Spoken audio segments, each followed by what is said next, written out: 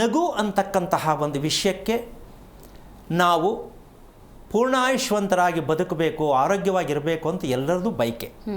ಸಾಮಾನ್ಯವಾಗಿ ಒಂದು 25 ಭಾಗ ಬಿಟ್ಟರೆ ಒಂದು 75 ಭಾಗ ನಮ್ಮ ಆರೋಗ್ಯ ಕೇಳೋದೇ ಜಾಸ್ತಿ ಇದ್ದಾರೆ. ಒಂದು 25 ದುಡ್ಡು ನಿಲ್ತಾ ಇಲ್ಲ, ನನಗೆ ದುಡ್ಡು ಯಾವಾಗ ಬರ್ತದೆ ನೋಡಿ ಅಂತ ಕೇಳೋರು ಇರ್ತಾರೆ. ಆದರೂ ನೋಡಿ, ದುಡ್ಡು ನಿಲ್ತಾ ಇಲ್ಲ ಅಂತ ಶಾಸ್ತ್ರ ಕೇಳಿದ್ರೆ ಯಾರ ಕೈಲಿರೋದು ದುಡ್ಡು ಸಂಪಾದನೆ ಮಾಡೋದು? ವ್ಯಕ್ತಿ ಕೈಲಿ. ಅವ್ರನ್ನ ದುಡ್ಡು ನಿಲ್ಲಬೇಕು, ನನಗೆ ನೋಡಿ ದುಡ್ಡೇ ಉಳಿತಾ ಇಲ್ಲ, ಆಮೇಲೆ ಈ ತಿಂಗಳಲ್ಲಿ ಈ ವರ್ಷದಲ್ಲಿ ಎಷ್ಟು ಆದಾಯ ಎಷ್ಟು ವ್ಯಯ ಅಂತ ಕೇಳ್ತಾರೆ. ಯಾವುದು ಪಂಚಾಂಗ ಶ್ರವಣ ಕೇಳಬೇಕು ಅಂತಕ್ಕಂಥ ಮೂಲ ಉದ್ದೇಶ ಇದು ಜಾಸ್ತಿ ಇಟ್ಕೊಂಡಿರ್ತಾರೆ. ಹೌದೌದು, ಆದಾಯ ವ್ಯಯ. ಆ ಪಂಚಾಂಗದೇ ತಪ್ಪು ಅಂತ ನಾನು ಹೇಳ್ತೀನಿ. ಪಂಚಾಂಗ ಪ್ರಿಂಟ್ ಹಾಕಿರೋದೇ ತಪ್ಪು ಈ ವಿಷಯದಲ್ಲಿ.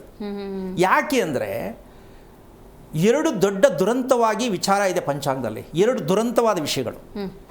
ಅದನ್ನು ಗುಂಡಿಗೆ ಯಾರಿಗೂ ಇಲ್ಲ ಹೇಳೋಕ್ಕೆ ನಾನು ಹೇಳ್ತೀನಿ. ಏನದು ದುರಂತ ಅಂದರೆ, ಸೈಟು 20/30 ಇದು ದುರಂತವಾದ ಜೀವನ. ಪಂಚಾಂಗ ಪ್ರಿಂಟಿಂಗ್ 20/30, 40/60 ಇದು ದುರಂತವಾದ ಜೀವನಕ್ಕೆ ನಾಂದಿ. ಇದು ಅದು ಪ್ರಪಂಚದಲ್ಲಿ ಯಾವ ಕಾರಣಕ್ಕೂ ತಪ್ಪದು. ಉದ್ದ ತುಂಡ ಹೆಂಗ್ರಿ ಬರ್ತದು? ಸರಿನಾ? ಇಲ್ಲಿ ಹೇಳ್ತೀರಾ ಗಂಡ ಹೆಂಡತಿ ಚೆನ್ನಾಗಿ ಸಮವಾಗಿರಿ ಅಂತ, ಅಲ್ಲಿ ನೋಡ್ರೆ ಉದ್ದ ತುಂಡ ಮನೆ ಕಟ್ತೀರಾ, ಹೆಂಗಾಗತ್ತಿದು? ಸ್ವಲ್ಪ ಯೋಚನೆ ಮಾಡ್ಬೇಕಲ್ಲ. ಮನೇನ ಉದ್ದ ಅಗಲ ಮಾಡೋಕ್ಕೆ ನಿಮ್ಗೆ ಅಧಿಕಾರ ಕೊಟ್ಟಿದ್ಯಾರು? ಇಲ್ಲಿ ಸಮಭಾಜಕ ಅಂತ ಇಲ್ಲಿ ಮಾತಾಡ್ತೀವಿ, ಸೂರ್ಯನ ನೋಡಿಕೊಂಡು ಯುಗಾದಿ ಶಾಸ್ತ್ರ ಕೇಳಕ್ಕೆ ಹೋಗ್ತೀವಿ. ಮನೆ ನೋಡಿದ್ರೆ ಹುಚ್ಚುಚ್ಚಂಗೆ ಒಂದು ಉದ್ದ ಒಂದು ತುಂಡ ಕಟ್ತೀಯ, ಹೆಂಗಾಗತ್ತಿದು? ಸಾಧ್ಯನಾ? ಅದಕ್ಕೆ ವಿವರಣೆ ಕೊಡೋಣ. ಆ ಉದ್ದ ತುಂಡ ಹಣೆ ಬರ ಏನು ಅನುಭವಿಸ್ತಾ ಇದ್ದೀವಿ ಅಂತ.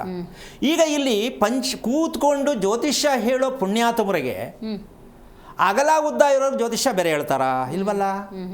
ನಕ್ಷತ್ರಕ್ಕೆ ಹಿಂಗಿದೆ ಅಂತ ಹೇಳ್ತಾರೆ, ಇದೇ ಸಾಯ್ತಾ ಇರೋದು ನಾವು. ಅಲ್ಲೇ ಫೇಲ್ ಆಗಿರೋದು ನಾವು. ಯಾಕೆ ಅಂದ್ರೆ ಗುಣಲಕ್ಷಣಗಳನ್ನ ಈ ವ್ಯಕ್ತಿಗೆ ಅಳವಡಿಸಿ ಹೇಳ್ಬಿಡ್ತಾರೆ. ಈಗ ನಕ್ಷತ್ರದಲ್ಲಿ ಕತೆ ಇರುತ್ತೆ ಪುಸ್ತಕದಲ್ಲಿ, ಹೌದಾ?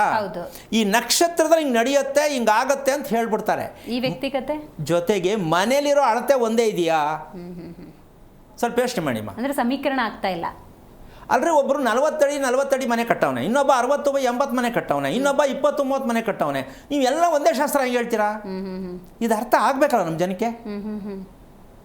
ಶೀಟದ ಮನೆಯವರೆಗೂ ಅದೇ ಶಾಸ್ತ್ರ, ಅಪಾರ್ಟ್ಮೆಂಟ್ ಇರೋರಿಗೂ ಅದೇ ಶಾಸ್ತ್ರ, ಇಂಡಿಪೆಂಡೆಂಟ್ ಹೌಸ್ ಅಲ್ಲಿವರೆಗೂ ಅದೇ ಶಾಸ್ತ್ರ. ಹೆಂಗ್ರಿ ಕೊಡ್ತೀರಾ ಅದನ್ನ? ಅದಕ್ಕೇನಾದ್ರು ಸಾಬೀತುಪಡಿಸೋಕ್ಕಾಗಿದೆಯಾ ಅಂತ ನಮ್ಮ ಜನ ಅರ್ಥ ಮಾಡ್ಕೋಬೇಕು. ಅವ್ರು ಹೇಳ್ತಾ ಇದ್ದಾರೆ, ಬಿಡಿ, ಅವರಿಂದ ಬಿಡೋದು ಬೇಡ. ನಾವು ಎಷ್ಟು ಸತ್ಯವನ್ನ ತಿಳ್ಕೊತಾ ಇದ್ದೀವಿ, ಇದೆಲ್ಲ ಯೋಚನೆ ಮಾಡಬೇಕಲ್ಲ.